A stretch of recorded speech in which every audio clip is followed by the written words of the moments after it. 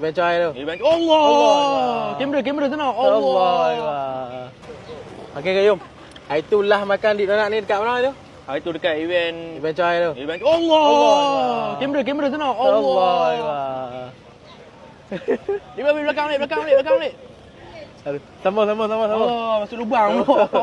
Hari tu lah makan dekat Ibn Choi dekat Pikon Arena kan. Hari tu yang facelifnya. Betul. Tapi yang ni hak lama boleh kita back tu lama yang lama boleh. Lama ke baru ke semua sedap. Rasa ada kan. Tapi kali ni untuk dekat Masjid Umar Ibnu Al-Khattab dekat Bayan Baru ni, kita buat yang baru. Buat yang baru. Kenapa ni? Ya. Wih, warna pink man. Ni strawberry freak. Strawberry freak ni kita tak pernah main kat event tapi dekat kafe dah lah. Okey. Kita tu memang Ni tak first time pernah. event lah. Kita pergi kat Taipei baru ni. Taipei baru ni. Taipei Penang baru nombor ni. 2 lah. Penang nombor 2.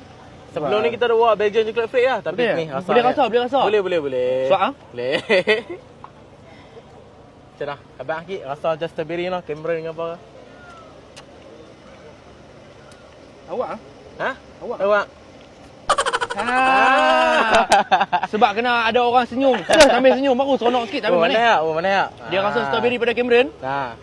Boh lenyek tu weh. Mantap. Sur, dia teringat bang. Ni sampai mencari ni loh. Sampai mencari. Kita tak panggil pun. Ni kita tak panggil. Dia tak panggil pun. Main sendiri. Takkan. Jadi apa kena main-main dekat Masjid Umar Ibnu Al-Khattab dekat Bayan Baru. Buat sampai hari apa? Isnin lah? Sampai Isnin. 11 pagi, 11 malam.